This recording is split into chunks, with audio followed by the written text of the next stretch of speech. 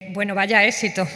Perdonadme, pero quiero empezar por ahí. Muchísimas gracias a todos y a todas por acompañarnos a esta segunda parte del seminario Maniera Toledo antes del Greco. Por supuesto, darles la bienvenida en nombre de todo el Museo Sefardí, de todo el equipo técnico de administración que ha hecho posible que hoy podamos celebrar con tal éxito de convocatoria esta conferencia, en primer lugar. Y quiero también dar las gracias a todas las instituciones culturales que nos acompañan, empezando por nuestras asociaciones de amigos de los museos y por el director del Museo del Ejército, así como la universidad y compañeros de la Diputación y compañeros y amigos. Es un placer reuniros aquí esta tarde en plena sesión inaugural del Seminario de Otoño Maniera. Queremos agradecer, por supuesto, como no puede ser de otra manera, al equipo y dirección científica organizadora de la Universidad de Castilla-La Mancha que hace posible este seminario, que arranca hoy, ha arrancado hace unas horas en Lorenzana, especialmente a través de la figura de su directora académica, Palma Martínez Burgos, pero también del decano de la Facultad de Humanidades, de la vicerrectora, Rebeca Rubio, y por supuesto de mi compañera, Carolina Tobella, que se estrena con esta exposición en la nueva etapa de dirección y además es coordinadora científica de este seminario. Por supuesto, un agradecimiento especial a ambos equipos de ambos museos. Para organizar la exposición y para hacer estas jornadas, al igual que toda la programación cultural que está pendiente, no sería posible si no tuviéramos ambas directoras de los museos estatales un equipo detrás. Y aquí hay una buena representación de ellos. No puedo nombrar a todos, pero desde luego las áreas de comunicación, de difusión y de colecciones están especialmente presentes en este proyecto, arropando como equipos a ambos museos estatales. Esta oportunidad que surge con Maniera de sinergia compartida y de colaboración se plasma esta tarde en esta sesión conjunta del seminario Maniera Toledo antes del Greco, que finalizará con una visita que ya avanzo que por motivos obvios y organizativos no van a poder ustedes todos hoy disfrutar, sino que solamente está cerrada hoy a los alumnos del seminario de la Facultad de Humanidades y los alumnos de Saramago y otras instituciones culturales que lo soliciten. Previa solicitud de su coordinadora, verán la exposición otro día. No cabe duda de que el comisario Pablo Blanco, la directora Carolina aquí presente, como organizadores de la exposición, junto conmigo misma, como ayudante, vamos a darles la oportunidad de ver la exposición temporal a todo el público que nos acompaña otro día. Ténganlo por seguro, nuestro compromiso. Con este seminario y con ambas exposiciones temporales, nosotros somos sede colaboradora de la exposición temporal Maniera, estamos uniendo en la Maniera del 16, descubriendo a los pintores toledanos de este contexto y el Toledo antes del Greco. Quería especialmente agradecer a su comisario, a Pablo Blanco Chus, por su impulso científico en este especial proyecto, que además, para mí, como directora de este museo, supone una oportunidad histórica del retorno de esta obra a su casa, a su emplazamiento original. También quiero destacar, en segundo lugar, principalmente, permítanme la licencia, como directora de este museo y como sede invitada a Maniera, algunos aspectos museográficos importantes que hacen posible esta obra invitada en nuestra sala de oración. La museografía, más allá de que hayamos recuperado la obra en su lugar original. Gracias a la encomiable labor del equipo de colecciones del museo, podemos disfrutar de un proyecto basado en la recuperación de su contexto original, en su sala original.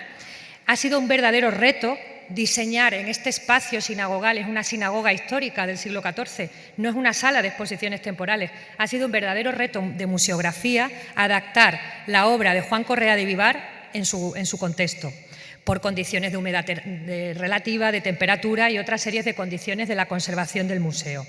La obra se está integrando casi en el espacio original. Fíjense, por favor, en el lateral que señalo, en el arcosolio cristiano del edificio de la capilla de Don Íñigo de Ayala y Rojas. Ese era su emplazamiento original, junto al arcosolio renacentista que da sentido al contexto original de la obra, está la obra expuesta, destacando aspectos de la museografía vinculada a nuestros públicos. Se puede leer el texto de la museografía en español y en inglés por el aspecto internacional de nuestro público, y hemos apostado por una policromía vinculada al programa decorativo de la sinagoga. De ahí la singularidad que, si me permiten mis compañeros del Museo del Greco, hemos querido adaptar en este espacio.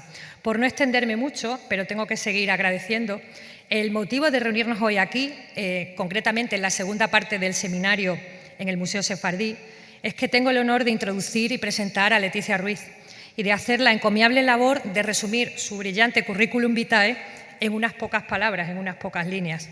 A Leticia Ruiz le debemos todo el impulso y coordinación también de la llegada de la obra a Toledo, de la llegada del tránsito de Correa de Vivar al Museo Sefardí. Como directora, en nombre del equipo, en nombre de todo el equipo, estamos inmensamente agradecidos. Muchísimas gracias, Leticia. Leticia, la doctora Leticia Ruiz, es jefa de colección de pintura española del Renacimiento del Museo Nacional de Prado a día de hoy. Ha sido recientemente directora de la Galería de las Colecciones Reales. Es doctora en Historia del Arte y graduada en Restauración por la Escuela Superior de Restauración y Conservación de Madrid, centro del cual también es docente. Ella ingresa en nuestro cuerpo de museos en 1999 y comienza a trabajar como conservadora en el Museo del Prado, donde se ocupa, como decía, a día de hoy, de la sección del Renacimiento y primer tercio del XVII. Tras su etapa en Patrimonio Nacional, impulsando el proyecto de apertura de la Galería de las Colecciones Reales, tenemos la suerte de contar con ella como colaboradora científica de este proyecto. Entre sus actividades relacionadas con el Museo del Prado, pues destacar el programa El Prado de restauración y de recuperación de los carduchos para el Monasterio del Paular, por ejemplo, y, por supuesto, el estudio del conjunto de la obra de Juan Correa de Vivar en el museo. Comisaria de numerosas exposiciones temporales en su especialidad y autora de una ingente bibliografía en la materia, como el Catálogo Sistemático del Museo del Prado, alusivo al Greco, entre otros muchos detalles. Pero hoy nos viene a hablar, con el título El tránsito de la Virgen Correa de Vivar en el Museo Sefardí, de una verdadera llegada histórica, que es la obra del tránsito de la Virgen de Juan Correa de Vivar al Museo Sefardí. Finalmente, y por no extenderme mucho más, porque el tiempo apremia, debo agradecer, como decía, a todos los organizadores que han sido verdaderos cómplices de la llegada de la obra al museo. Es una verdadera etapa distinta, se respira un aire especial e histórico en este proyecto con visos de futuro. Y de verdad agradecer a todas las instituciones culturales de la ciudad que están arropando con cada paso y cada proyecto, la Real Academia de Toledo, la Universidad de Castilla-La Mancha, la Real Fundación Toledo, amigos como Ulises Illán, músico colaborador del proyecto, y amigos del museo y amigos del Círculo Greco. Pues de verdad, muchísimas gracias por acompañarnos en esta doble sesión que acabo de inaugurar y doy paso a Leticia Ruiz con su magnífica exposición. Muchísimas gracias.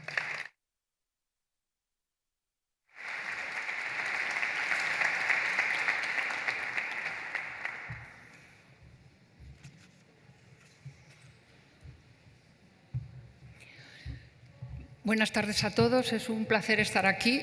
Agradezco muchísimo las palabras de presentación de Carmen, la directora del Museo Sefardí, también la presencia de Carolina, de Palma Martínez Burgos y de un montón de amigos pues de la Fundación Toledo y a todos ustedes y, por supuesto, a los alumnos de este seminario.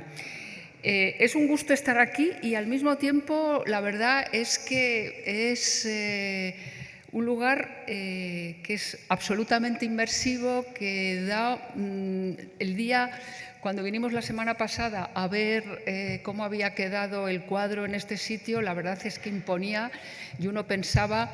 Le hemos descolgado de las salas de la pintura española del 16 del Prado para venir aquí. Es un cuadro que siempre... o casi siempre ha estado en la sala del museo, porque es un cuadro importante, somos conscientes de ello, pero realmente cuando lo vemos en este espacio de oración histórico tan esencial en la arquitectura, aunque tiene mucha potencia, pues entendemos, aquí cobra un protagonismo realmente deslumbrante, ¿no? Y muy, muy emotivo. Venir aquí a hablar del cuadro, he traído varias veces esta imagen, pero realmente como la tienen ahí tan cerquita y tienen el natural, pues yo creo que es estupendo verlo así. Sé que Pablo Blanco ha hablado de quien tenía que abrir todo esto, que es Juan de Borgoña. Yo aquí pongo dos imágenes que pueden aparecer sorprendentes, pero Correa de Vivar, no solo, pero principalmente Correa de Vivar, es el gran eslabón de los dos grandes artífices del inicio y del final del gran Renacimiento toledano. Y eso es muy, muy importante, ¿no? Cuando uno piensa, bueno, pues en Correa de Vivar, con lo que para mí, bueno, yo creo que para todos, su gran obra maestra, que es la sala capitular de la Catedral Toledana, pues realmente uno se da cuenta de lo que había llegado, ¿no? Junto con Pedro Berruguete, pero la muerte de Berruguete en el año 3 pues hace que se quede del gran caposcuela de Toledo. Y decir Toledo en ese momento es decir casi un cuarto de la península, porque Toledo, la archidiócesis de Toledo, pues ocupaba un amplísimo espacio, ¿no? Y realmente su muerte en el 36 pues, se produce ya con un proceso formativo de un número muy importante de pintores que van a divulgar las maneras del Gran Borgoña por toda, pues bueno, por gran parte de la península, ciertamente, o al menos ese gran ámbito que es el Toledo histórico. Y cuando muere Correa, en el año 66, Correa no se va a vincular a la catedral, aunque va a tener vínculos importantes con la catedral y con algunos de los prohombres de la catedral, pero realmente va a coger una porción fundamental de trabajo en todo Toledo. Y cuando muere en el año 66, pues quedan solamente un poco más de 10 años para que llegue el otro gran personaje del Renacimiento toledano, que es el que además va a cerrar de forma muy espectacular ese Renacimiento, que es el Greco. Y entre medias está este pintor que, bueno, que es casi un descubrimiento pues bastante importante. Hay que pensar que cuando muere y es enterrado en su Mascaraque, es un pintor toledano, 100% toledano, nacido en Mascaraque, y aunque va a morir en Toledo, él va a querer enterrarse en su ámbito local, en Mascaraque, y ciertamente pues va a fundar una capillanía, porque es un pintor, es un artista bastante acaudalado. Provenía de una familia de posibles por parte de los Correa de Mascaraque, y por parte de Vivar se decían emparentados con el Cid. Bueno, esta es una pertinente pero poco fundada aspiración con Portillo en el ámbito de Torrijos. Y realmente pues tenían posibles, y ciertamente en Mascaraque, a lo mejor es una exageración, pero la manera de Miguel Ángel Buonarroti en su localidad natal mantuvo siempre un terruño que amplió, muy vinculado a las cosechas, muy vinculado a acrecentar esos bienes que tenía en su pueblo, en Mascaraque, y quiso enterrarse allí. Fundó una capillanía porque nombró como gran heredera de su pecunio a su alma, es decir, que se rezara para la salvación eterna de su propia alma. ¿Cuándo nace Correa de Vivar? No lo sabemos muy bien. Veníamos diciendo que 1510, y de hecho cuando se celebraron los 500 años de su nacimiento, o lo celebrábamos, hicimos en el Museo de Santa Cruz una exposición dedicada a Correa de Vivar, que fue una muy grata experiencia. Pero dice una de sus grandes especialistas, Isabel Mateo, también Fernando Marías, que posiblemente nació más cerca de 1500 que de 1510, y es muy posible. Sabemos la fecha de su muerte, en abril del 66, pero no sabemos a ciencia cierta cuándo nació. Pero es más posible que cerca al inicio del siglo. De hecho, en 1527 estaba apareciendo como testigo en una carta de deuda de Juan de Borgoña, del que fue su maestro sin duda ninguna. Bueno, que voy para atrás en vez de ir para adelante. Ahí tenemos el cuadro con la tabla, con las medidas, lo vemos bien. Y bueno, pues Estamos viendo a un pintor que se forma sin duda ninguna con Borgoña, como bueno, pues otros pintores. Hay que pensar que Borgoña tiene abierto en algún momento de su fecunda vida de maestro, sobre todo de retablos, que era el gran trabajo, el gran encargo que un pintor podía tener, los encargos, porque demostraba no solamente su capacidad de invención, sino también de gestión, de gestionar equipos de artesanos y artistas diferentes. Y realmente el gran Borgoña, no me voy a meter porque ya Pablo Blanco lo ha hecho en la anterior intervención, pero realmente va a tener abiertos hasta 3 talleres al mismo tiempo, con lo cual hay que pensar que Borgoña lo que está produciendo es una enorme cantidad de composiciones, muchas de ellas a veces repeticiones, y está controlando el trabajo de sus oficiales y de su taller. Y en ese taller pues está este pintor que, como digo, pues va a estar vinculado con otros artífices en algún momento, y que a la muerte de Borgoña pues se va a convertir, un poco antes incluso de la muerte de Borgoña, ya va a actuar autónomamente con encargos pues muy variados, desde, bueno, uno de los primeros que tenemos documentado, el de las Clarisas de Griñón, en lo que hoy es la provincia de Madrid, que actúa en el año 32, entre el 32 y el 34, luego en la parroquial de Meco. Vamos a ir viendo distintos trabajos y realmente pues vamos a ir viendo que desde principios de la década de los 30 pues va a ir teniendo sucesivamente muchos encargos de retablo, como había tenido su maestro, muy posiblemente con una dedicación más directa que lo que había tenido Juan de Borgoña con sus propios talleres. Y realmente pues vamos a ir viendo una evolución, un desarrollo en su carrera que yo no sé si llamarlo que se va a introducir hacia un manierismo, en un sentido. El término manierismo es un término un poquito esquivo, que sirve para muchas cosas y sirve para meter también, pues bueno, a la manera de muchos de estos pintores, ¿no?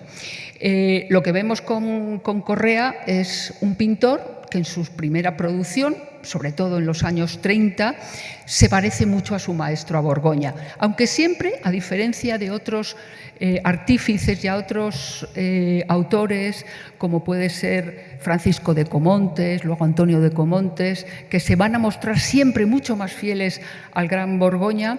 En el caso de Correa vemos siempre una cierta personalidad, incluso en los inicios de los 30. Pero realmente, bueno, pues aquí estamos viendo un trabajo muy bello, hoy en una colección privada, que mantiene además la estructura, el enmarcamiento original de este retablo, el retablo de la Purificación, que venimos considerando de hacia el año 32, es decir, es una obra bastante temprana, muy bella en su consideración, en su composición y desde luego muy deudora, como podemos ver aquí en una de las obras, uno de los murales que hoy sabemos después de su restauración que no eran frescos, sino que es una pintura hecha, bueno, interesante, pero vamos, básicamente es óleo.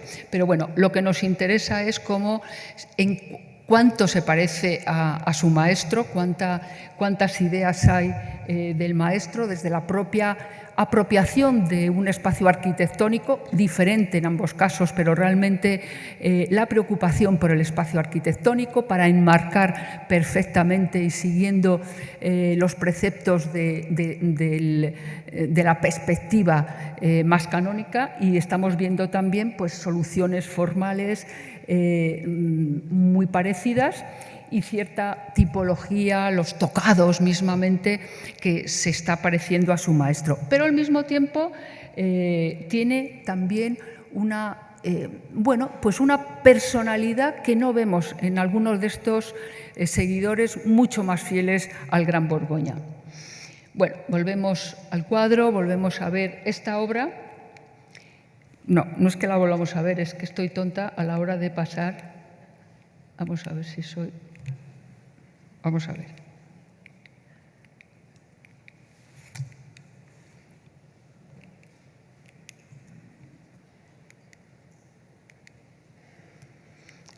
no quiere que nos alejemos de la sala capitular.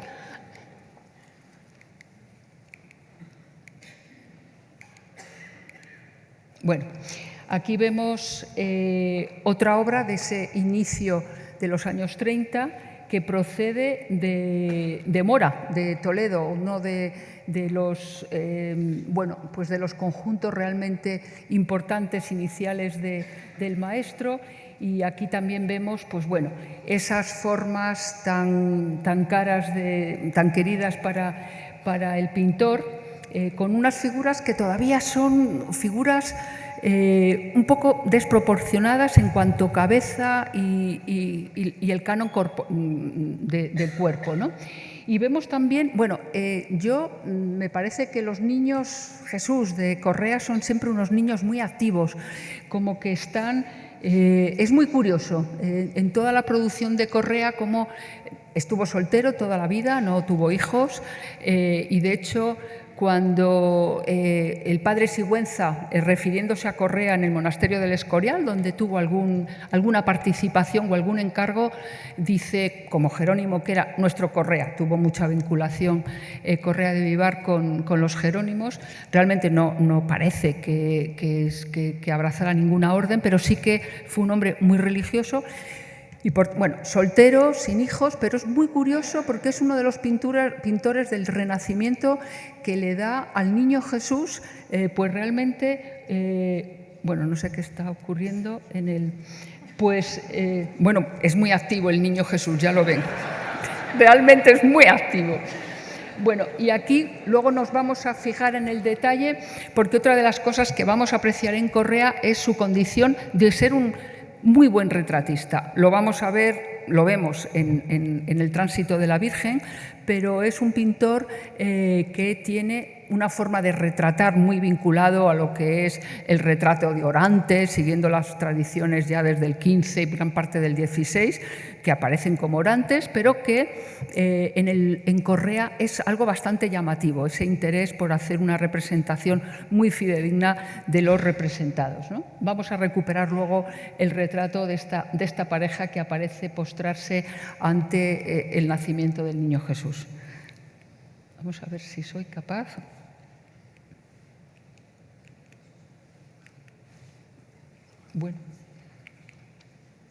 Bueno, yo creo que es esta, sí. Cuando recibe este encargo, que ahora vamos a comentar, perdón por la imagen, pero es la única imagen que tenemos en el caso de Correa, no es solamente él, Luis de Morales le pasa en Extremadura, ocurre también con algunos de los retablos de Borgoña, pues vamos a ir viendo cómo algunos de sus importantes retablos pues se destruyeron o en algunos casos se desmembraron y no tenemos más noticia. Este es básicamente el retablo que conjuntamente con otras cosas que vamos a ver, pero conjuntamente con este encargo para lo que había sido la sinagoga y ahora era el priorato de San Benito, pues está realizando cuando, como digo, al mismo tiempo que está realizando esta imagen. Es muy interesante porque aquí no he puesto una serie con todos los retablos que conocemos del pintor, pero sí es muy interesante porque aquí está haciendo un paso más en el desarrollo del retablo toledano y, entre otras cosas, está haciendo que las esculturas, que eran una parte fundamental de los retablos, pasen a ser muy marginales, en este concreto del retablo mayor de San Juan Bautista. Estamos viendo que lo hace con un escultor, además, que es el que va a hacer toda la mazonería y algunas de las piezas escultóricas de la Espina, que es Gregorio Pardo, que era hijo de Berruguete y realmente un autor muy interesante con el que va a trabajar más veces. Y como vemos, está ya planteando unas formas de retablo muy plateresco, por así decirlo, que se asemejan bastante a las soluciones que encontramos en el arcosolio de esta obra.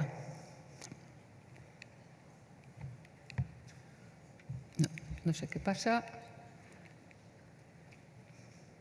Bueno, al mismo tiempo está trabajando un poquito antes, pero es muy interesante en dos ámbitos, que es San Martín de Valdeiglesias, en lo que hoy se llama Pelayos de la Presa, en la provincia de Madrid, y enseguida vamos a ver otro de los ámbitos, que es Guisando. Estos dos ámbitos, donde trabajó mucho Correa de Vivar, van a ser muy importantes en la historia de recuperación del pintor en el siglo XVIII, básicamente.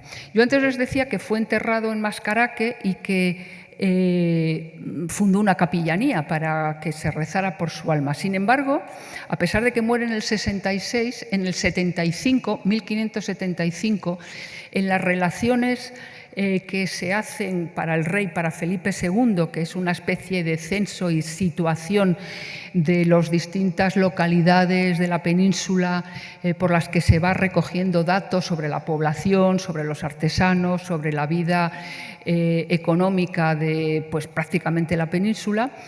En Mascaraque no se señala de este autor nada, no se señala su condición de pintor, solo se señala que había una capellanía a su nombre en la iglesia parroquial de Mascaraque. Es decir, que casi 10 años después de su muerte, en su localidad natal se había perdido noticia de este pintor.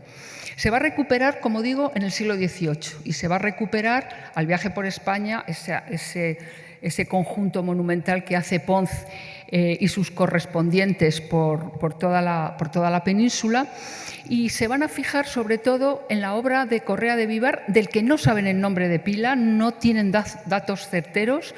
El propio Pons muestra extrañeza de la calidad de sus pinturas y dice, se parece a Rafael.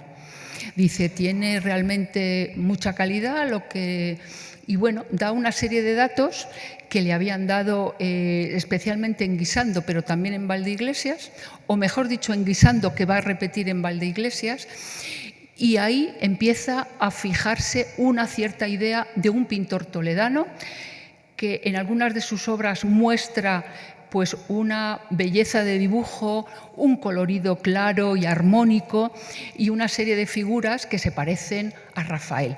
Y eso, en la España del XVIII, especialmente en la segunda mitad y del XIX, es un pedigrí muy importante, muy importante. Parecerse a Rafael era parecerse pues, a la gran estrella del Renacimiento italiano.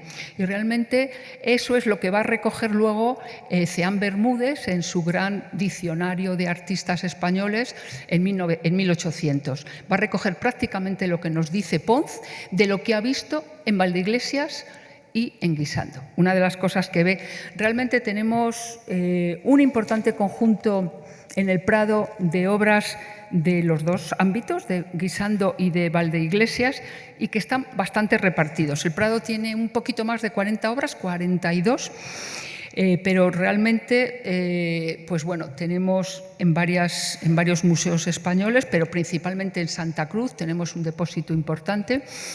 Y esta es una de las obras que se restauró pues, hace unos 20 años en el Prado. Es una obra muy, muy bella de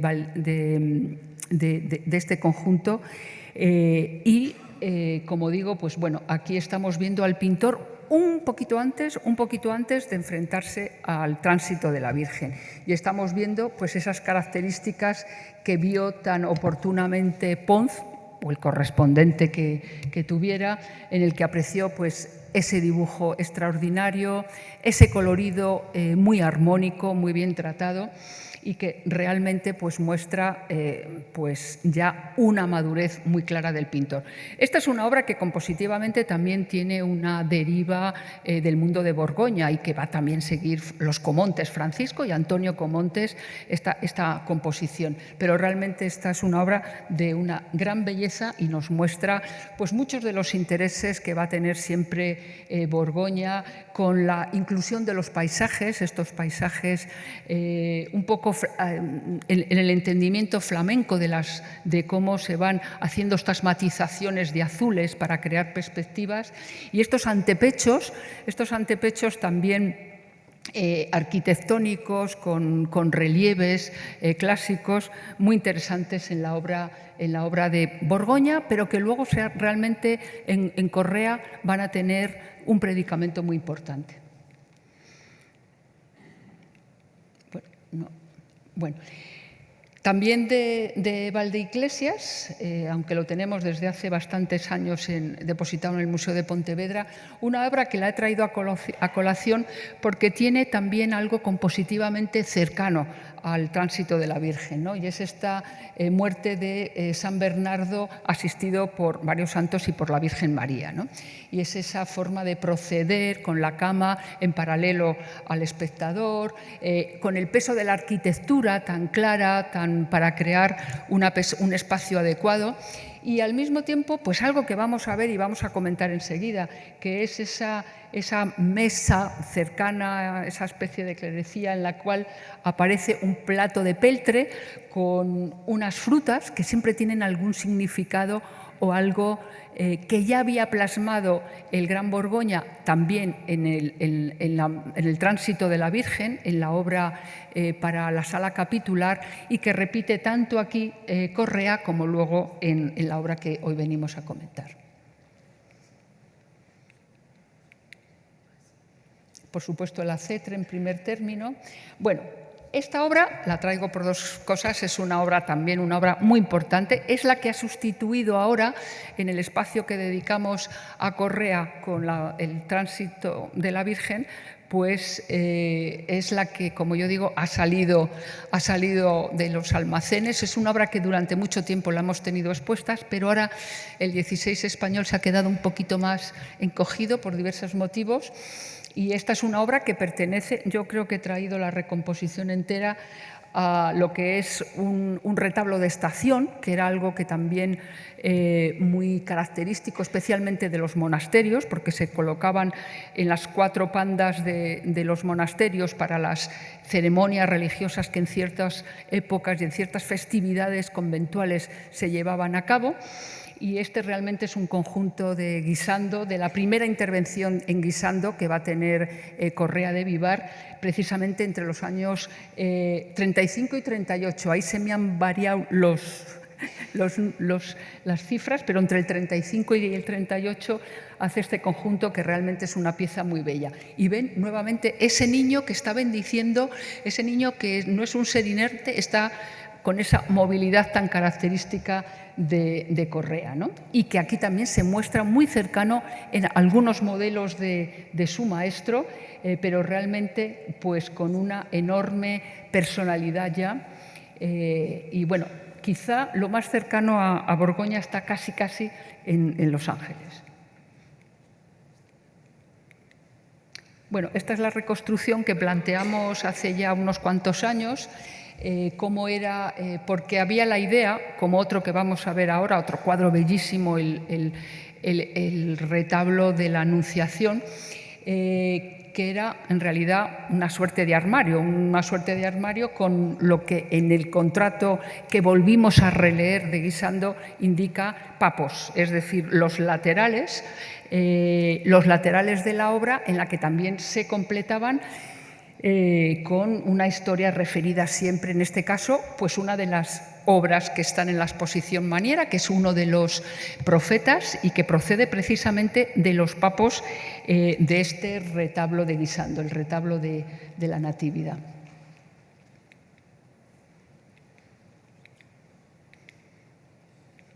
Bueno, aquí vemos cuando hicimos la reconstrucción posible.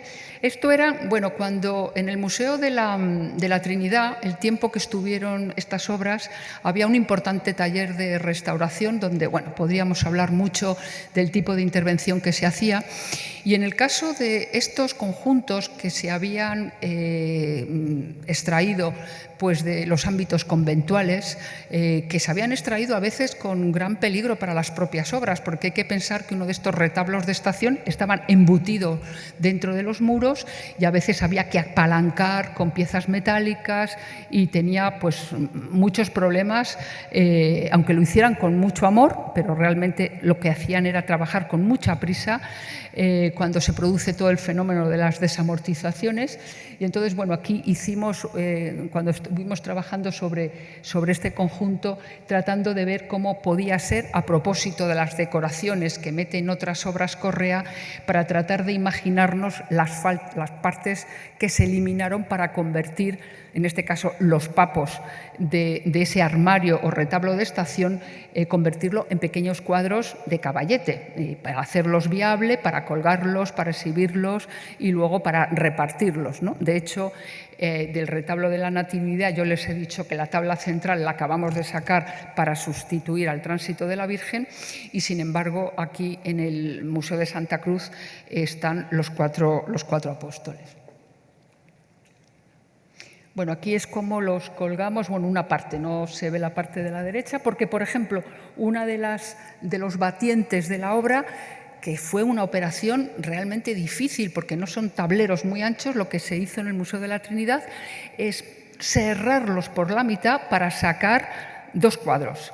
Y realmente pusieron en bastante peligro, de hecho se crearon una serie de grietas y de hecho no hicieron la misma operación con el otro batiente porque debieron de tener mucha dificultad. Pero bueno, ahí ven un poco pues esa idea de esas intervenciones que se hicieron con la desamortización en el Museo de la Trinidad. Ya.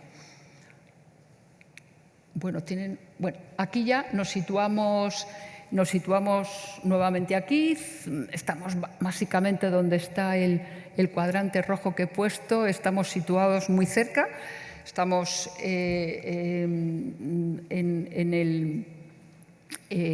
pues casi acercándonos a la sinagoga, siguiendo la vista y plano del Greco. Bueno.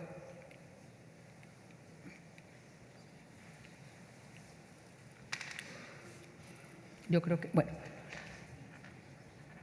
esta es la foto actual de donde estamos y esta es una litografía bien conocida que tiene pues bastante interés porque estamos viendo cómo, bueno, pues la historia de la sinagoga y su conversión en iglesia de la Orden de los Calatravos, gracias a la intercesión de los reyes católicos, que van a convertir la gran sinagoga precisamente en un ámbito primero para hospital y también para lugar de enterramiento de los calatravos más ilustres, ¿no?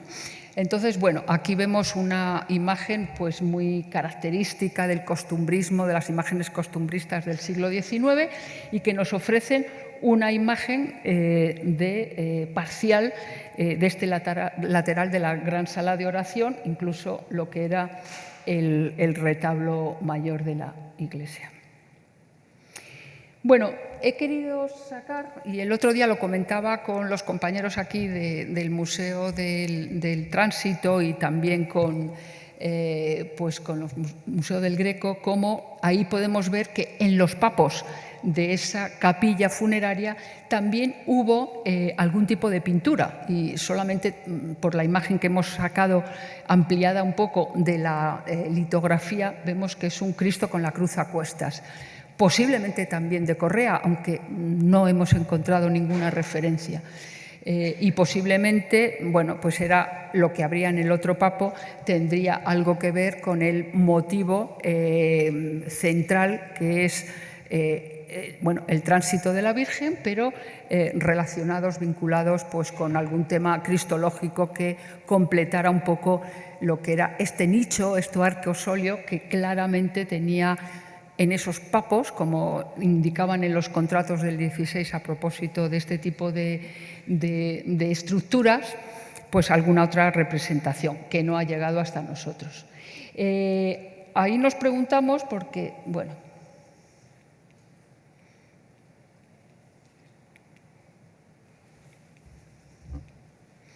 yo no sé si tengo que dar algún sitio distinto.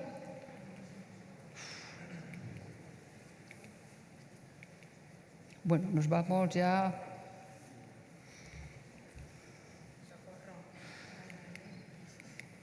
A ver, vamos con paciencia. Esto es para que nos lo aprendamos bien todos. Bueno. No, estoy dando aquí en estos dos. Vale, que estoy tonta. Gracias.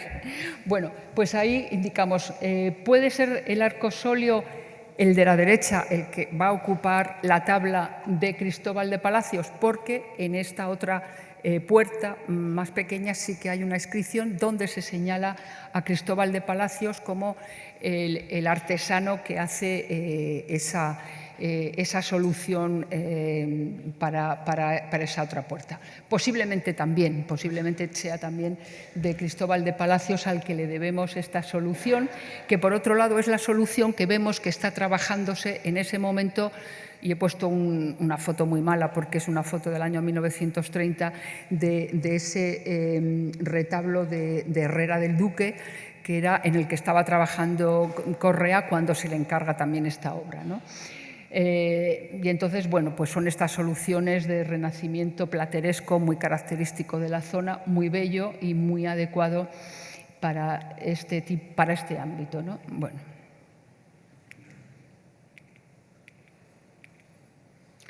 volvemos a la obra y aquí vemos al personaje que va a encargar es el comendador mayor, es don Íñigo de Ayala y Rojas, que es un personaje pues, muy importante en ese momento, con una familia con una influencia muy importante en Toledo. Uno de sus ancestros había sido deán de la catedral, arzobispo de la catedral, y realmente pues, es el personaje que va a encargar precisamente a Correa de Vivar esta obra. Con Correa de Vivar debían de tener alguna relación incluso familiar, porque los abuelos de este personaje tenían tierras también en Mascaraque, eran personas vinculadas al terruño de Correa de Vivar, y es muy posible que en ese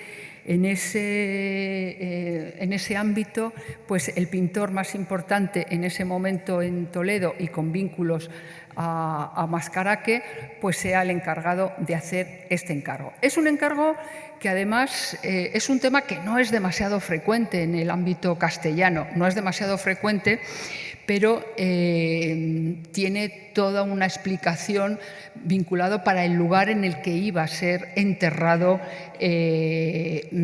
Fray Íñigo de Ayala y Rojas, que es precisamente ese ámbito. Hace un momento estaba preguntando yo pues, a Jesús Carrobles si hubiese la posibilidad de que siguiera enterrado debajo del arcosolio el personaje que vemos aquí retratado, que le vemos arrodillado como corresponde con el tipo de retrato orante que aparece en esta época, cubierto con el manto de la Orden Calatrava.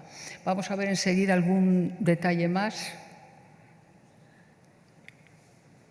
Bueno, voy a poner solo muy pocos ejemplos, pero realmente es un tema que es mucho más frecuente en Italia y especialmente en el área valenciana, donde por sus vínculos con Italia el tema de la dormición, muerte o el tránsito de la Virgen pues va a tener un mayor reflejo en la pintura. También en la escultura, también hay algunos relieves interesantes. Bueno, este es uno de los más famosos que contamos especialmente en el Museo del Prado. Es un cuadro de muy pequeñas dimensiones en los cuales pues, estamos viendo básicamente lo mismo. En realidad es una suerte de funeral solemne por la muerte de la Virgen o la dormición de la Virgen.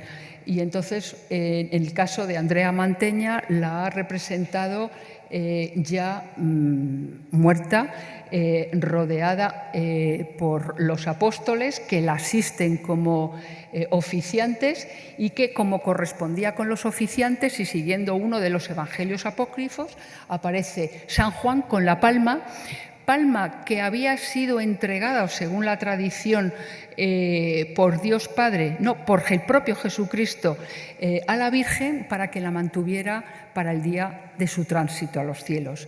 Y luego pues estamos viendo los hachones que se corresponden y las velas que están llevando el resto de los apóstoles. Y al fondo pues estamos viendo la ciudad de Mantua. Faltaría el remate de la obra, que está en otro museo americano, y en la que también está algo que aparece en el cuadro de Correa, que es la Asunción de la Virgen a los cielos.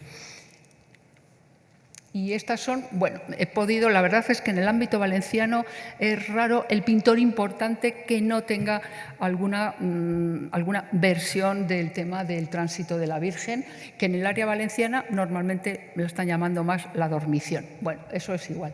La gran obra, por supuesto, se la debe a Yáñez de la Almedina, que es junto a Llanos los dos grandes introductores del gran Renacimiento en Valencia, una ciudad muy vinculada, bueno, pues desde finales del siglo XV con el ámbito italiano, y realmente pues aquí estamos viendo la solución que da Yáñez. No sé por qué aparece ahí Juanes también, Yáñez de la Almedina, bueno, en el cual pues estamos viendo básicamente la misma idea. El lecho de la Virgen aparece en paralelo al espectador. Esto forma parte de las puertas del retablo mayor de la Catedral de Toledo. Y estamos viendo pues los mismos personajes y un poco los mismos elementos acompañando este momento.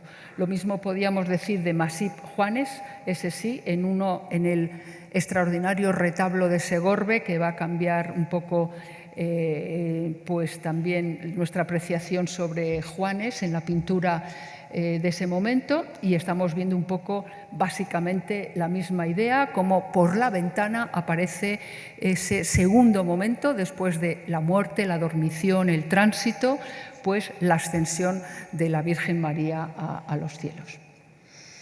Y bueno, he puesto otro ejemplo más que también me ha gustado mucho, de Nicolás Falcó, en el cual pues hacia 1500 hace esta misma idea, básicamente la misma idea. Pero, por supuesto, nuevamente la gran fuente para Correa de Vivar. No tuvo que mirar a ningún sitio más, sino que tuvo que nuevamente volver a su maestro, volver a la catedral. Y volviendo a la sala capitular, pues tenía el ejemplo de Borgoña. Borgoña, que también hace, bueno, pues como va a ocurrir en toda la sala capitular, un énfasis en el espacio en el que ocurre la escena, que es muy claro. A diferencia de Borgoña, no está metiendo... Bueno, he puesto esta porque primero había recogido esta obra antes de la restauración y, bueno, estuve un poco jugando con ciertas ideas sobre cómo era el espacio en el que sitúa Borgoña y cómo es un poco la misma idea, lógicamente a otras dimensiones, en el arcosóleo de aquí de la sinagoga. Pero estamos viendo que a diferencia de Borgoña, que no incluye en esta escena la ascensión de la Virgen, la Asunción de la Virgen, está recogiendo, aparece Dios Padre bendiciendo ese momento del tránsito. La Virgen está todavía viva, como ocurre con el cuadro de Correa de Vivar, y aparece ahí una suerte de conversación en torno a lo que está ocurriendo por parte de los apóstoles que le acompañan. Y nuevamente pues vemos el acetre ahí en primer término y vemos sobre esa suerte de mesita, no en un plato de peltre, sino en un libro, pues vemos también un par de frutas que tienen también un alto valor simbólico. También de Correa, de otra de las escenas de la sala capitular, se va a basar el pintor para hacer su Virgen, la Asunción de la Virgen, acompañada por los ángeles y siendo bendecida en lo alto por Dios Padre. Como vemos, pues la traslación del modelo del maestro es bastante clara, pero bueno, ya vemos también esas diferencias, especialmente en el tema de los ángeles. Y ahí, bueno, pues este aspecto que queríamos resaltar, cómo está apareciendo esas soluciones de bustos en relieve, que es muy grato, que repite mucho el pintor, y cómo aparecen también esas frutas, que en el caso de Borgoña era una pera y una granada, y en el caso de Correa nos coloca 3 manzanas y la granada. La manzana parece un elemento obvio vinculado a la Virgen María como la nueva Eva, la corredentora, y la granada, que tiene un valor realmente pues muy ambiguo y sirve para muchas cosas. La granada es un símbolo vinculado a los Reyes Católicos, es un símbolo vinculado a la unidad de la Iglesia. Y curiosamente, la semana pasada, pues aquí en la propia sinagoga veíamos que la granada también tenía un valor muy interesante también para la cultura judía. Bueno, el caso es que nos lo coloca aquí Correa de Vivar y realmente, bueno, pues ya lo habíamos visto también en la obra que hace en el 45 para Valdeiglesias y que está repitiendo nuevamente aquí. Unos apóstoles que recuerdan, aunque ciertamente Correa de Vivar les da mayor intensidad. Ya estamos casi acabando la década de los 40 y aunque recoge mucho de los modelos de su maestro Borgoña, y aquí he traído del tríptico de la Cena, que realmente es un tríptico extraordinario de la catedral, pues estamos viendo cómo está siguiendo un poco esos modelos del maestro, pero ya les da, mientras que Borgoña tiene una serenidad tranquila, no hay una gestualidad que haga que las figuras estén conmovidas por nada que está pasando, Correa de Vivar sí. Correa de Vivar ya en esta década, finales de los 40, ya la expresividad de las figuras es realmente muy, muy importante, ¿no? Ahora nos vamos a fijar enseguida en algunos de los detalles de esas cabezas. Ahora les he traído un poco para que vean la materialidad misma de la obra, ¿no? Vemos la tabla sin marco y por la parte de atrás, en unos estudios que hicimos a la tabla hace unos años, hicimos básicamente a casi todo el conjunto de los Correa del Museo del Prado, 42, y aquí ven con luz rasante para reforzar un poco la visión de todos los elementos, pues vemos las tablas de pino y vemos las huellas del embarrotado original que tuvieron las tablas y luego las 3 que se pusieron de refuerzo una vez eliminadas las anteriores, posiblemente en el Museo de la Trinidad.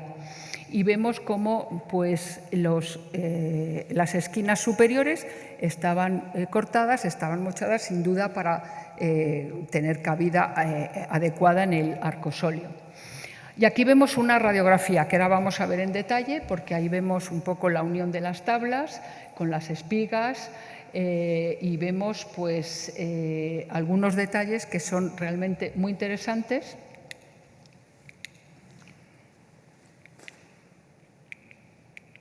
Y que se ven mejor. Bueno, aquí estamos viendo en la radiografía cómo está colocada para la unión de las tablas los elementos vegetales. Y aquí, en esta sí que me interesa mucho que vean cómo está rayado. Yo creo que se ve bastante bien en cuadrícula, la madera está perfectamente rayada para que sea más fácil la cogida de la capa de preparación. Esta es una fórmula, yo creo que tengo alguna más, sí, aquí se ve aún mejor en la zona próxima al San Juan. Estamos viendo pues cómo está pues una serie de incisiones casi en cuadrícula para que la capa el sulfato de cal y todo el tratamiento de la tabla pudiera coger bien toda esa preparación. Esto lo había aprendido también de su maestro. Aquí tengo tomado del libro de Rocío Bruquetas, Técnicas y Materiales de la Pintura Española, pues una radiografía de una de las tablas de Borgoña del Museo de Santa Cruz, donde también se puede ver cómo Borgoña también hacía ese mismo tratamiento en las tablas, hacer esas incisiones para preparar mejor la tabla. Y aquí ven la reflectografía infrarroja. Si los rayos X, la radiografía, nos permite entrar en las primeras capas de la pintura, incluso en la propia estructura del tablero, la reflectografía nos permite ir a las capas justamente anteriores a la superficie visible. Y aquí lo que nos permite ver el dibujo. Una de las cosas, vamos a ver algún detalle que podemos ver, es que no hay cambios ni variaciones, lo que nos indica que Correa trabajó con mucho cuidado, sin duda con muchos bocetos, mucho dibujo preparatorio. Al final les voy a enseñar uno de esos dibujos de Correa. Es muy interesante porque a la muerte de Correa en el año 66 se hizo una almoneda con los bienes del pintor. Almoneda que duró 3 días, es decir, que tenía bastantes bienes, en los cuales estaban también muchos dibujos, muchos bocetos, que sin duda eran, y sabemos de algunos de los participantes en esa almoneda, que sin duda querían esos dibujos que eran extraordinarios para cualquier. Asistieron bordadores, escultores, y que eran muy interesantes para luego poder basarse en ellos para trabajar, ¿no? Un dibujo o las estampas, sin duda ninguna tuvo estampas. Ahora no he traído estampas para traer una relación directa de Correa con alguna obra de Rafael. Sin duda también manejo estampas, y ese material gráfico era muy importante para todos los artistas que buscaban y perseguían para luego tener ellos esos instrumentos de los que valerse. Y es claro que cuando vemos la radiografía, pero también la reflectografía de esta forma, nos estamos dando cuenta que es un pintor que sabe de la importancia del trabajo y que lo ha preparado concienzudamente antes de meterse a hacer el trabajo. No hay grandes rectificaciones, no hay ninguna variación reseñable, porque sin duda lo había trabajado mucho previamente. Aquí vemos algunos de los detalles también muy repetidos. Iba a decir que también de Borgoña, pero realmente si viéramos otra radiografía de los pintores toledanos del ámbito de Borgoña en ese momento, pues veríamos fórmulas muy parecidas, con ese dibujo en los cuales las sombras se trabajan a través de tramas, también de redes de trazo muy característico. Yo creo que hay alguna más. Aquí estamos viendo el dibujo de don Íñigo y estamos viendo nuevamente en las manos esa misma forma a la hora de trabajar, de ir proyectando las sombras y de ir trabajando con bases también casi de acuarela. Es decir, él está produciendo una serie de... el dibujo se va conformando también con una forma de trabajar pues muy característica de Borgoña y de su escuela. Bueno, de ese retrato de don Íñigo, pues algo que ya he comentado, que es esa capacidad indudable que tenía Borgoña para el retrato. Hay que pensar también, y por eso he traído solamente una de las imágenes, pero sin duda la más importante, del breviario de Carlos V, que se conserva en la biblioteca del Monasterio del Escorial, un breviario extraordinario con unas iluminaciones en las que al menos trabajan 3 artistas y hay uno claramente identificado, ya lo hizo Isabel Mateo, esa gran experta en la obra de Correa de Vivar, y luego ha sido estudiado por otros importantes investigadores en el entorno de la iluminación. Y realmente nos damos cuenta cuando vemos esta página, toda ella de Correa de Vivar, cómo pues es un artista que es capaz de trabajar también en pequeño detalle, como un excelente ilustrador.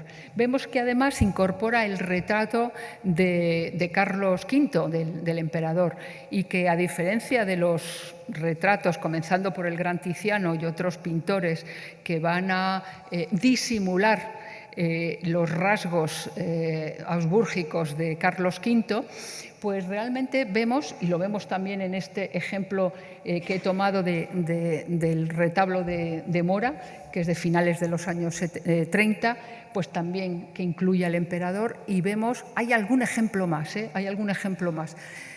pues estamos viendo que los rasgos del emperador hace la verosimilitudine, pero nada de disimulatio, es decir, ese prognatismo que realmente incide mucho en esos rasgos de Carlos V. Pero al mismo tiempo podemos ver pues, en esa intervención de Correa de Vivar, porque aunque este breviario se hace en un tiempo muy largo, porque se hizo en el recorrido de tres arzobispos de la catedral, de 3 deanes de la catedral, lo que va a hacer Correa es muy de principio de su producción, y estamos viendo ese canon un poquito bajito y cabezón que utiliza para sus figuras y que nada tiene que ver ya con los trabajos ya de finales de los 40 en adelante, ¿no? Y bueno, ahí están incluidos el detalle que habíamos visto antes de Meco, este matrimonio que realmente pues, está trabajado, como lo vemos en Don Íñigo, ¿no? Pues pelo a pelo, cada uno de la barba y de los elementos que aparecen en los personajes.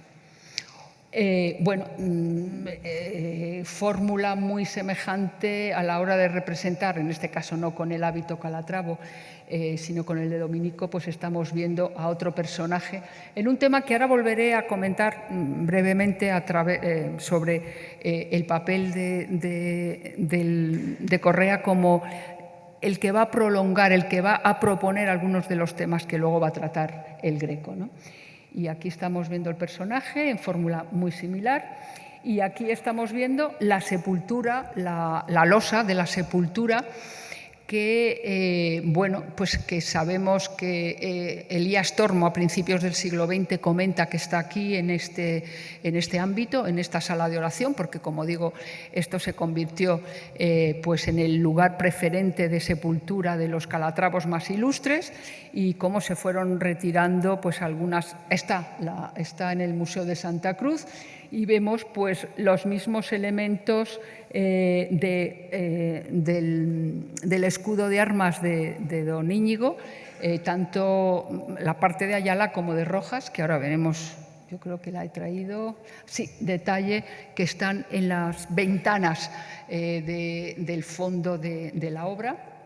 Ese fondo de la obra con esa solución poligonal que se explica muy bien cuando lo entendemos metido, está haciendo un fingimiento en el cuadro de Correa, se adaptó perfectamente al espacio que tenía destinado, ¿no? Y entonces, estamos viendo pues los dos escudos en su condición de Ayala y Rojas, de los que hacía además perfecta ostentación, porque eran dos familias bien conocidas en la zona. Yo me he preguntado, pero bueno, esto lo dejo para el Museo Sefardí, si ese personaje que, por ejemplo, aparece en la esquina de la ventana no tiene algunos rasgos hebraicos a la forma de que hacía Juan de Juanes cuando estaba representando también en algunas de las obras en torno al maravilloso retablo de San Esteban, al pueblo judío, ¿no? Pero bueno, esa es una idea un poco a estudiar o bizarra totalmente. Y aquí vemos cómo, a diferencia de Borgoña, que creaba esos personajes de una enorme belleza plástica y de una serenidad inmutable, y que forma parte del bagaje inicial de Correa, como Correa en esta obra ya está incluyendo una gestualidad. No es una gestualidad desbordante, porque es un funeral de los apóstoles que saben el destino que va a tener la Virgen y que se conforman con los designios divinos, pero realmente sí que hay una gestualidad que luego vamos a encontrar en otras obras del pintor, pero es muy interesante cómo va incluso haciendo unos trazos muy diferentes de cabeza según el plano que estén ocupando en el espacio, ¿no? Es decir, estamos viendo un avance a la hora de entender la pintura. Incluso también el color, ¿no? Es un color realmente muy equilibrado, todo el que está empleando en esta obra. Ahí vemos pues, esa forma de fruncir el ceño en estos dos apóstoles, y vemos también las delicadísimas aureolas que están colocando para los apóstoles. Dos más. Vemos ese cuidado del pelo a pelo a la hora de representar Perdón por este movimiento de la imagen, es muy perturbador. También vemos, bueno, yo seguramente es de esa condición de ilustrador que tuvo y que no sé si es solo, de momento solo conocemos el breviario de Carlos V, pero es muy interesante cómo es un pintor que representa muy bien los libros, muy bien las encuadernaciones e incluso siempre tiene una idea de que casi podemos leer lo que aparece en los libros abiertos. Y en algún caso, ahora veremos un ejemplo, mete incluso alguna estampa dentro de los libros. Es muy cuidadoso a la hora de representar los objetos y principalmente los libros. Otro más, donde casi se nos ocurre que podríamos leer lo que está ahí este apóstol leyendo tan concentradamente. Esta es la obra que va a venir prácticamente, bueno, la obra importante que va a venir después, porque ya les digo que Correa ocupa todo su tiempo con muchísimo trabajo, muchos retablos, pero realmente esta es la otra obra maestra que cuenta el Prado. Otro, sin duda, también lo estudiamos como un, no tríptico, como se venía pensando, sino como otro retablo de estación complejo, es decir, esa suerte de armario embutido en una pared. También es Guisando, es la segunda intervención de Correa de Vivar en Guisando, eso que tanto le impresionó a Pons cuando, sin conocer al pintor, dice: este Correa sin duda se parece mucho a Rafael, y aquí estamos viendo ya un canon bellísimo, un canon alargado que está totalmente insinuado ya y muy claramente en el tránsito de la Virgen, pero aquí estamos viendo ahí con esa reconstrucción que hicimos, porque también en el Museo de la Trinidad padeció también lo suyo, fue recortado, como digo, con la intención de ya no se iba a montar como retablo de estación y realmente ya no sabemos cuáles eran los papos, en el contrato se nos indica, pero bueno, ya solo tenemos la tabla central y los dos batientes, eso sí, pintados por los dos lados. Esta realmente yo creo que es la obra más cercana a Rafael, pero el Rafael, a veces hemos dicho que Correa de Vivar, ya de la década de los 50, de los 60, sobre todo en los 50, pues está influenciado por Luis de Morales. Yo creo que no, yo creo que al pintor que a mí más se me parece es a Juan de Juanes.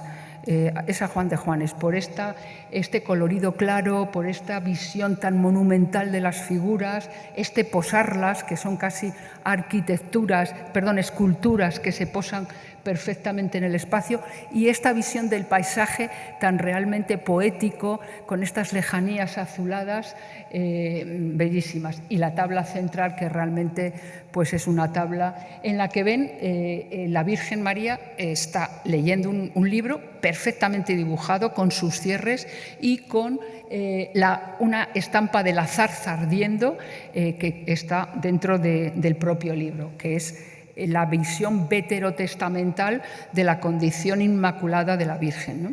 Realmente está lleno de fórmulas que seguramente fueron insufladas al propio pintor para realizar una obra con estos elementos, ¿no?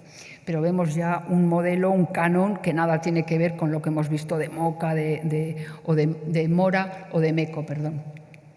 Bueno, estos son una parte de la trasera, San Hilario, también con esa figura un poco serpenteante. Realmente esta es otra de las obras maestras del pintor que guarda el Prado, se expone siempre. Y aquí, bueno, lo he querido poner al lado de Juan de Juanes porque a mí me parece que, no sé, un viaje a Valencia, no lo sé. Realmente es el pintor con el que en este momento, en este tránsito de los años 50, me parece que es un pintor que realmente también pudo haber visto pintura importante en el Escorial, donde Correa, sin duda, por lo que nos dice Sigüenza, estuvo, pero realmente cuando uno le coteja con algún otro pintor de ese momento, pues ciertamente, ya lo dijo Tormo en unas conferencias en el Ateneo de Madrid a principios de siglo y luego lo repitió el profesor Pérez Sánchez, cuando dice: Correa es a Toledo lo que Juan de Juanes a Valencia y Luis de Vargas en Sevilla, ¿no? Son estos pintores que están atravesando mucho de la mejor pintura que está ocurriendo, y en el caso realmente de Correa es espectacular, ¿no?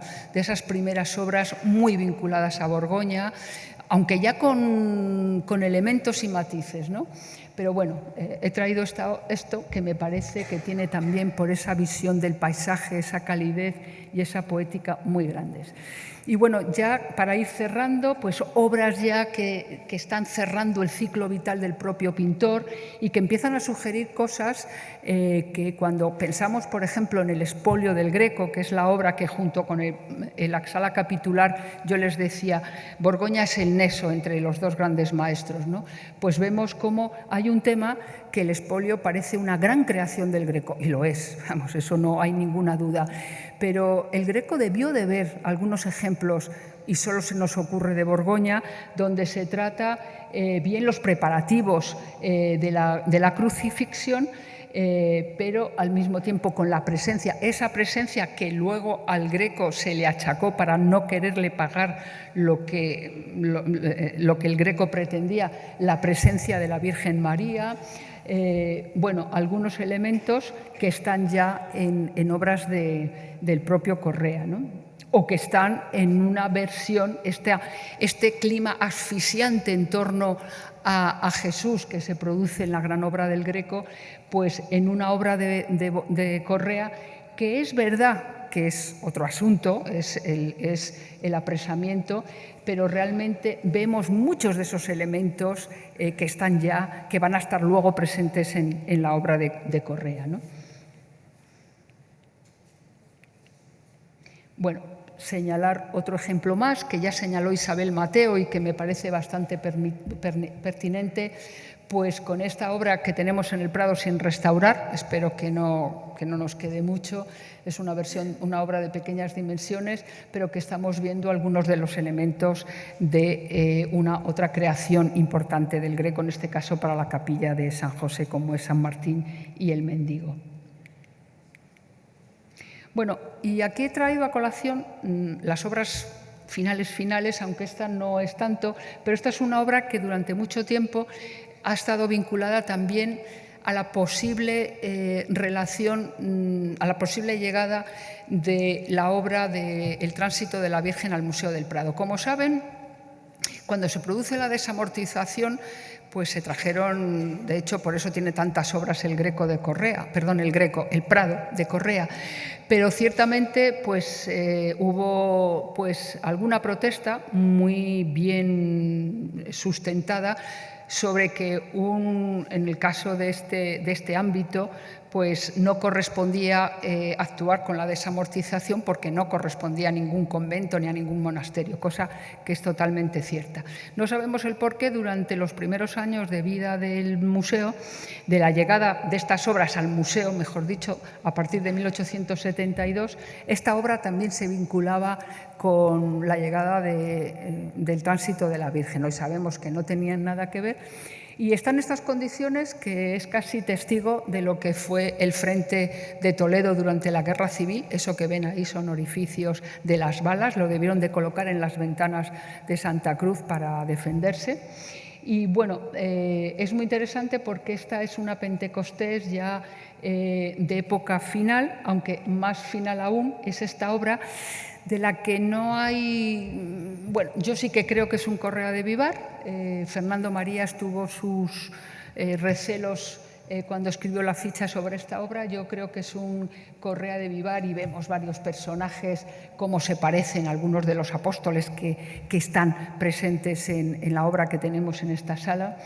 Pero ya es un Correa pues casi próximo a la muerte del pintor, ¿no? Con unas figuras realmente ya con un canon que se alarga enormemente.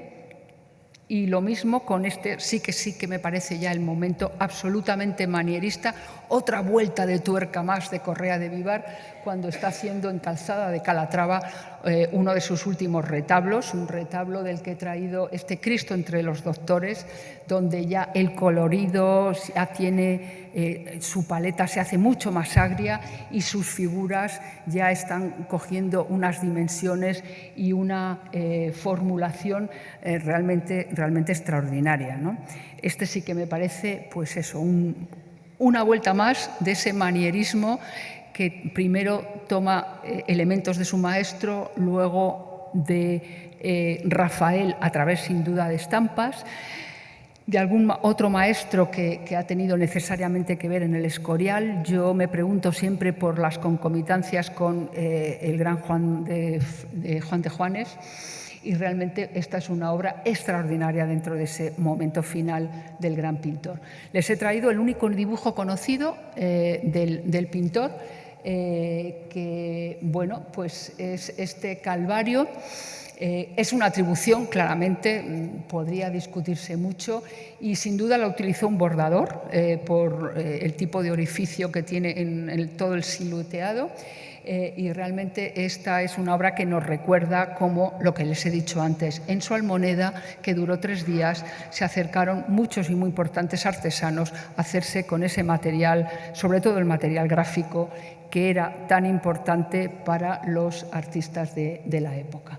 Y ya la última imagen, bueno, todos sabemos que el cuadro fue tan importante para los toledanos del momento que cuando en el siglo XVII se erige un convento de monjas de San Benito, para no equivocarse con el nombre, pues el nombre que había ido tomando este ámbito calatravo se conocía como el Tránsito. Y así se ha quedado, y se prefirió oficialmente usar ese nombre para no equivocarse con el otro. Y realmente, pues, este tránsito de la Virgen, que sigue dando nombre a este espacio museístico, pues tuvo también su reflejo en un pintor ya de la generación siguiente, como es Luis de Velasco, también vinculado con el monasterio del Escorial, donde vemos cómo toma el elemento, bueno, tanto el elemento arquitectónico como la propia relación de los personajes, pero vemos cómo aquí Velasco lo que hace es otro movimiento más de manierismo, en el sentido de llevar a su propio ámbito artístico pues esta creación de Correa. El color es distinto y, por supuesto, también lo que en el caso de Correa es pura contención, con esa gestualidad tan medida, pues en el ámbito de Velasco, bueno, pues es casi un poco caricatura del gran maestro que fue Borgoña. La fotografía lo agradezco porque además aquí me han ayudado mucho el Museo Sefardí y también el Museo del Greco para conseguir esta imagen tan buena, que es de David Blázquez, de esta obra que siempre la he conocido, bueno, aparte del museo que está en el Santa Cruz, por supuesto, la hemos conocido en blanco y negro. Y nada más. Muchísimas gracias por su atención.